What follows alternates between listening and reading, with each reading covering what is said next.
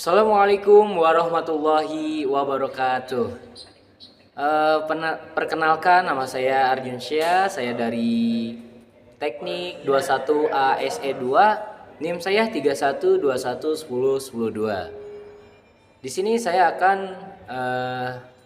menjalankan tugas yang diperintahkan oleh Bapak Al-Hadi Saputra STM TI dari mata kuliah apa, Li? Software Quality Assurance, ya. Nah, di sini saya akan membahas saya di sini akan membahas, aduh, ada pesan lagi. Aduh, kepencet. Ya, maaf ya sebelumnya. Di sini saya akan membahas materi yang akan dibahas pada pertemuan 8. Maaf, ini jatuh. Di sini saya akan menjelaskan dengan judul Software Configuration Management atau SCM dan pengaruhnya terhadap kualitas perangkat lunak. Materi ini saya ambil dari bukunya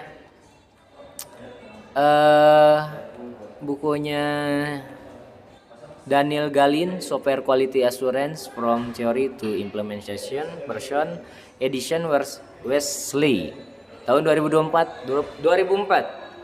pada chapter 18. Oke, kita lanjut aja ya. Dli, tolong dong pintunya. Oke, sebelumnya jadi apa sih itu SCM? SCM itu adalah Software Configuration Management, proses yang mengatur dan mengelola perubahan yang dilakukan pada perangkat lunak selama seluruh siklus hidupnya. SCM ini berfokus pada pengelolaan versi perangkat lunak, menjaga kontrol dan dokumentasi perubahan yang dilakukan pada perangkat lunak. Hal ini sangat penting untuk mendukung stabilitas, kualitas, dan kontrol dalam pengembangan perangkat lunak. Jadi itu yang disebut SCM. Kita lanjut aja ya. Ini durasi soalnya. Oke, di sini ada jenis-jenis versi dalam SCM. Sebenarnya di sini ada 3 jenis: versi baseline, versi intermediate, dan versi revisi. Yang pertama di sini versi baseline. Jadi versi ini lebih stabil, yang diuji dan menjadi acuan untuk pengembangan lebih lanjut. Jadi versi ini lebih stabil. Dan yang kedua, di sini ada versi intermediate ya. Di sini versinya hanya sementara. Jadi hanya untuk perbaikan atau penyesuaian, atau belum diuji sepenuhnya gitu deh. Dan yang ketiga di sini ada versi revisi, yaitu perubahan minor untuk memperbaiki bug atau meningkatkan fungsionalitas setelah versi sebelumnya. Kita lanjut. Di sini ada template VDD dan penggunaannya. Template VDD atau Version Description Document. Jadi versi ini stabil nih, yang diuji dan menjadi acuan untuk pengembangan lebih lanjut. Yang kedua, penggunaan item informasi, yaitu untuk memastikan versi terdokumentasi dengan baik untuk audit dan verifikasi. Kemudian menghindari inkonsistensi dalam pengelolaan versi perangkat lunak. Kita lanjut. Tugas-tugas audit dalam SCM. Jadi di sini ada beberapa tugas untuk audit SCM, yaitu salah satunya ada memverifikasi apakah semua perubahan terdokumentasi dengan baik. Kemudian memastikan kontrol perubahan dilakukan sesuai dengan prosedur. Dan di sini terakhir mengidentifikasi potensi masalah atau inkonsistensi dalam konfigurasi perangkat lunak. Kita lanjut. Di sini ada dampak kualitas dari kegagalan SCM. Di sini adalah dampak-dampak kualitasnya ya dari kegagalan. Dampak kegagalan ya. Yang pertama, jadi pentingnya koordinasi perubahan pada SCI. Jika 2 tim atau lebih bekerja pada bagian yang sama dari sistem tanpa adanya koordinasi yang baik, itu bisa terjadi konflik dalam perubahan yang dilakukan, yang akhirnya menyebabkan masalah pada perangkat lunak. Jadi kayak apa ya, hilangnya koordinasi yang baik dapat menyebabkan masalah ya. Jadi harus berkontribusi dengan baik ya. Lanjut. Ini dampak kegagalan koordinasi. Di sini ada dibagi menjadi 3. Yang pertama ada 2 versi yang tidak compatible bisa menyebabkan perangkat lunak gagal berfungsi seperti yang diinginkan. Kedua, perubahan yang tidak terkoordinasi dengan baik dapat menghasilkan bug atau kesalahan yang merusak sistem. Dan yang ketiga, di sini jika kesalahan tidak terdeteksi, kegagalan sistem besar mungkin terjadi, mengganggu penggunaan perangkat lunak oleh pengguna. Kita lanjut. Di sini ada resiko dari ketidakpatuhan terhadap prosedur SCM. Resiko yang pertama pada kualitas perangkat lunak. Jadi kayak ketidakpatuhan terhadap prosedur SCM dapat menyebabkan inkonsistensi dalam pengelolaan perubahan yang pada gilirannya dapat mempengaruhi kualitas produk perangkat lunak. Dan yang kedua, alat untuk verifikasi kepatuhan. Jadi tools seperti sistem kontrol versi E.G atau GIT dan perangkat lunak audit dapat membantu memastikan kepatuhan terhadap prosedur SCM. Lanjut.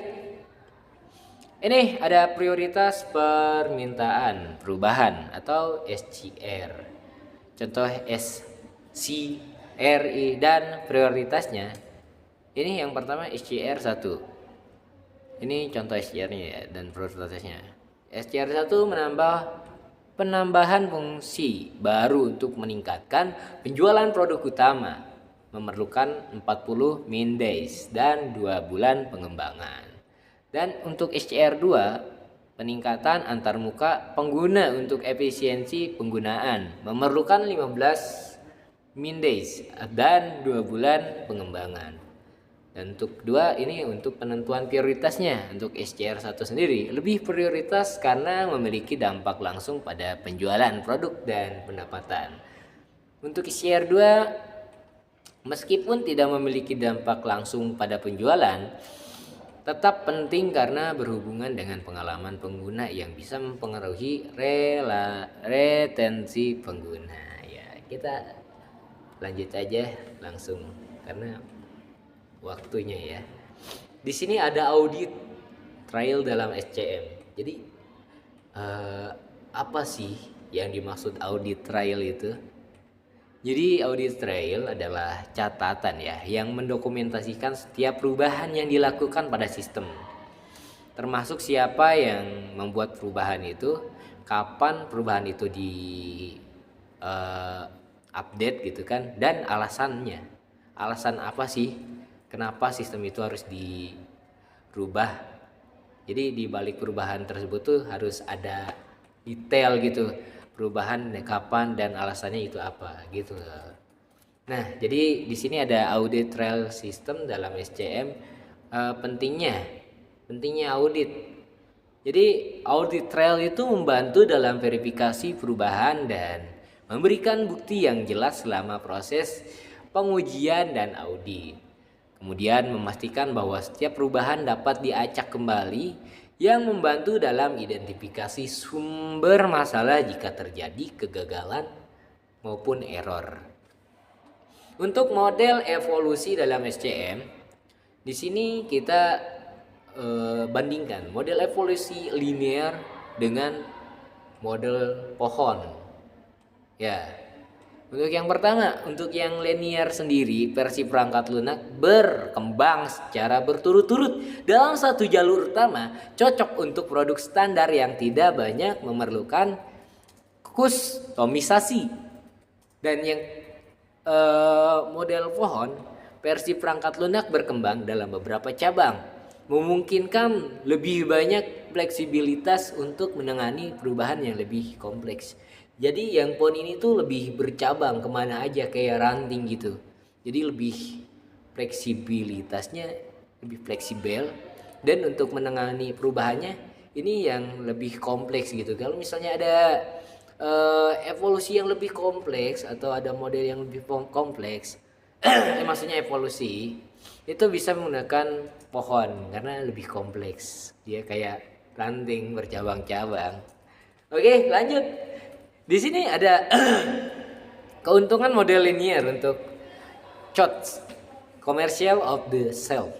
Jadi lebih sederhananya dan mudah untuk dikelola. Ini keuntungannya ya, terutama ketika perangkat lunak digunakan oleh banyak pengguna dengan kebutuhan standar yang sama. Kemudian memudahkan proses pemeliharaan dan pembaruan karena hanya ada satu jalur pengembangan utama. Lanjut, waktu nih. Lanjut, ini ada perubahan yang tidak tercatat dalam SCM ya. Untuk yang pertama, masalah dengan perubahan tidak tercatat. Jadi di sini bisa terjadi akibat kesalahan pengelolaan atau perubahan oleh pengguna tanpa persetujuan. Jadi main rubah-rubah aja tanpa adanya persetujuan, itu kan kayak perubahan yang tidak tercatat dalam SCM kan. Oke, kita lanjut. Di sini ada dampak pada kualitas ya. Di sini bisa terjadi akibat kesalahan pengelolaan atau perubahan oleh pengguna tanpa persetujuan juga. Jadi bisa jadi kesalahan pengelolaan itu kalau udah salah kan dirubah. Nah, itu tanpa adanya persetujuan dari pengguna juga. Jadi dampak deh intinya. Lanjut aja deh langsung. Aduh, jatuh. Intinya jatuh cinta. Untuk menyusun PDD. Jadi justifikasi untuk masalah yang belum terpecahkan. Di sini dalam PDD, masalah yang belum terpecahkan harus dicatat untuk memberi gambaran yang jelas mengenai kondisi perangkat lunak saat ini. Ini juga membantu tim pengembangan memahami potensi risiko yang harus ditangani dalam pembaruan mendatang. Software SCM dan kualitasnya. Di sini untuk fitur SCM software yaitu membantu mengelola dan mengontrol versi, audit dan dokumentasi secara otomatis, meningkatkan efisiensi dan kualitas perangkat lunak dengan meminimalkan kesalahan manusia. Oke, kita langsung aja ya simpulkan karena waktu juga ini nggak harus panjang-panjang, nggak boleh panjang-panjang.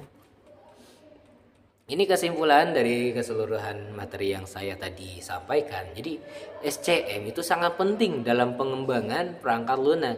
Karena kenapa? Karena SCM sendiri itu berfungsi untuk mengelola perubahan dan versi perangkat lunak secara efektif, yang menjaga kestabilitasan dan kualitas perangkat lunak. Jadi kalau misalnya tanpa SCM nih, proses pengembangan bisa aja kacau dan beresiko menyebabkan kegagalan. Jadi kayak kegagalan sistem serta kayak misalnya masalah kualitasnya bisa juga menurun gitu. Dengan dokumentasi yang baik, kontrol perubahan yang ketat, dan koordinasi antar tim, SCM membantu mengurangi kesalahan yang tadi disebutkan tadi dan memastikan perangkat lunak tetap berkualitas tinggi sepanjang siklus hidupnya. Ya, itu aja mungkin ya. Mungkin dari pemaparan materi yang saya sampaikan kali ini, jika ada yang ingin ditanyakan, mungkin teman-teman atau siapapun yang melihat materi yang saya sampaikan, bila ingin ditanyakan tinggal komen aja di bawah ya.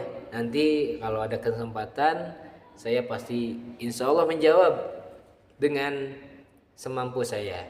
Oke, mungkin cukup sekian